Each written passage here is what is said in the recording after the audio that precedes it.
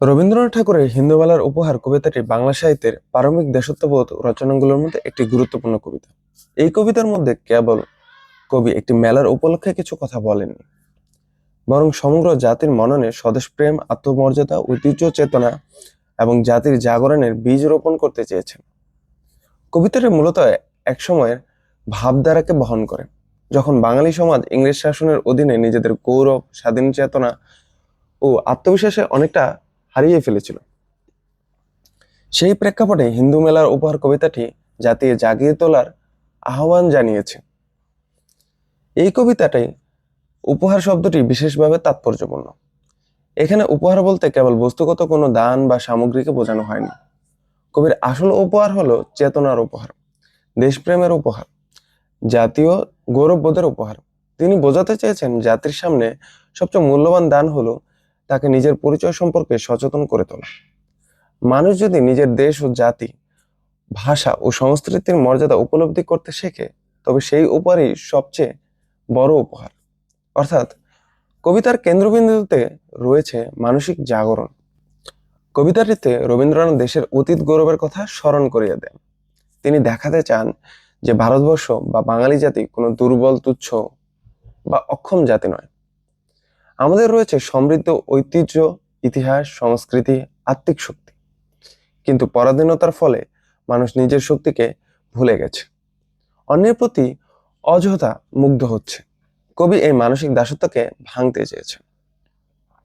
তিনি যেন দেশবাসীকে বলেছেন, নিজেদের অতীতকে স্মরণ করো, নিজের সংস্কৃতির মর্যাদা বোঝার চেষ্টা করো, তাহলেই জাতি নবজাগরণ সম্ভব হবে। কবিতাটি আরেকটি বড় দিক হলো আত্মমর্যাদা বোধ। রবীন্দ্রনাথ মনে করেন, যে জাতি নিজেকে সম্মান করতে জানে না, অন্য কেউ তাকে সম্মান করতে দেবে না। তাই তিনি জাতিকে আত্মবিশ্বাসী হতে আহ্বান জানান। পরাধীন শাসনের মধ্যে থেকেও মানুষ যদি অন্তরে শক্ত থাকে, তবে তাকে দমিয়ে রাখা যায় না। কবির দৃষ্টিতে স্বাধীনতাকে সূচনা বাহ্যিক নয়, মানসিকভাবে। মানুষকে আগে তার মন থেকে দুর্বলতা, ভয়, হীনমন্যতা ও পরনির্ভরতা দূর করতে হবে। হিন্দু মেলার উপহার সেই কবিতাটি যেটি মানসিক মুক্তির আহ্বান জানায়। এই কবিতায় স্বদেশপ্রেমের একটি প্রধান বিষয়, তবে এই স্বদেশপ্রেম অন্ধ আবেগ নয়, সচেতনতার, ভালোবাসার। কবি দেশের মাটি, দেশের ঐতিহ্য, দেশের মানুষ, দেশের সম্মানকে ভালোবাসতে শিখিয়েছেন। তার মতে দেশের প্রতি ভালোবাসা থাকলে শুধু মুখে দেশপ্রেমের কথা বলা নয়, বরং নিজের দেশকে উন্নত, মর্যাদাবান ও শক্তিশালী করে তোলার জন্যই কাজ করা। সেই অর্থে কবিতাটি কর্মপ্রেরণামূলক। কবি শুধু আবেগ জাগিয়ে থেমে থাকেননি, তিনি জাতিকে দায়িত্ববোধও শিখিয়েছেন। কবিতায় ঐক্যের আহ্বানও খুবই গুরুত্বপূর্ণ।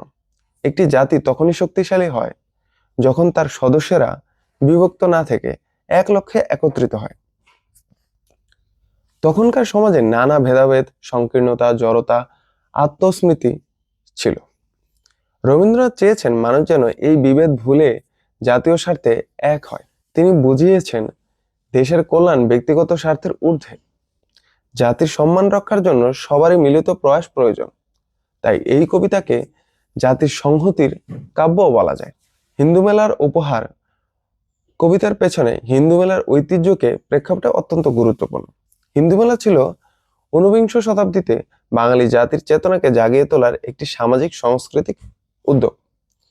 সেখানে স্বদেশী চেতনা, দেশীয় শিল্প, ক্রিয়া, সাহিত্য ও সংস্কৃতির চর্চা হতো। এই মেলার উদ্দেশ্য ছিল দেশীয় ঐতিহ্যকে মূল্য দেওয়া, জাতিকে নিজের শক্তির প্রতি সচেতন করা।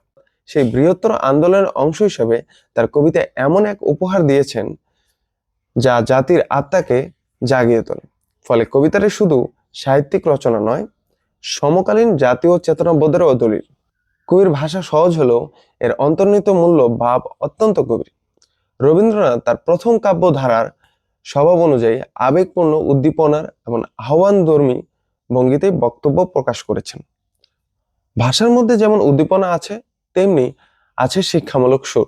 কবিতাটি পড়লে মনে হয় কবি যেন সরাসরি দেশবাসীকে, বিশেষ করে তরুণ সমাজের সাথে কথা বলছেন।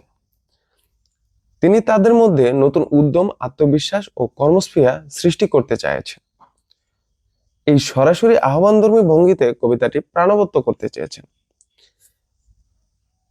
এখানে লক্ষ্য করার মতো বিষয় হলো কবিতাটি কেবল অতীতের গৌরব গাথা নয়, ভবিষ্যতের স্বপ্নও বহন করে। কবি জানতে চান জাতি তার হারানো মর্যাদা ফিরে পাক। তিনি জানতে চান মানুষ নিজের শক্তিকে চিনুক, নিজের সংস্কৃতিকে ভালোবাসুক, নিজের দেশকে উন্নত করার জন্য আত্মনিয়োগ করুক। অর্থাৎ কবিতাটি একই সঙ্গে স্মরণ, জাগরণ এবং নির্মাণের কবিতা। অতীত থেকে শক্তি নিয়ে বর্তমানের বদলে ভবিষ্যৎ গড়ার প্রেরণাই এর আসল শিক্ষা। এই কবিতায় শিক্ষামূল্য অনেক।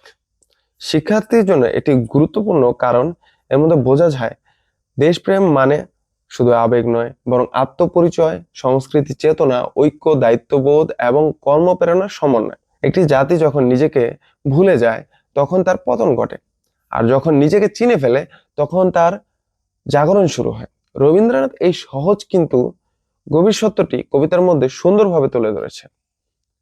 বর্তমান সময়ে কবিতাটি প্রাসঙ্গিকতা অটুট। আজ যদি মানুষ নিজের ভাষা, সংস্কৃতি, ঐতিহ্য ও দেশের যথাযথ মর্যাদা না দেয়, তবে জাতিকে অগ্রগতিকে অসম্ভব থেকে যায় বা অসম্পূর্ণ থেকে যায়। বৈশ্বিক যুগে অন্য সংস্কৃতির সঙ্গে পরিচিত হওয়া জরুরি, কিন্তু নিজের শিকড় ভুলে যাওয়ার কখনো কাম্য নয়। হিন্দু মেলার উপহার আমাদের শেখায় যে আধুনিকতার অর্থ নিজের পরিচয় হারিয়ে ফেলা নয়, বরং নিজেকে আরো নতুন করে জানা এবং নতুন করে এগিয়ে যাওয়ার চেষ্টা করা।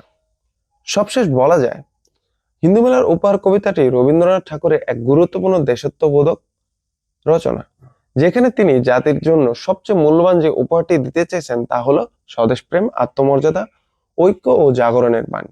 কবিতাটি পাঠককে মনে করিয়ে দেয় যে একটি জাতির প্রকৃত শক্তি তার ভেতরের চেতনা, সম্মানবোধ, আত্মবিশ্বাস। তাই এই কবিতাটি শুধু একটি সাহিত্যের রচনা নয়, এটি জাতীয় আত্মসচেতনতার এক শক্তিশালী আহ্বান।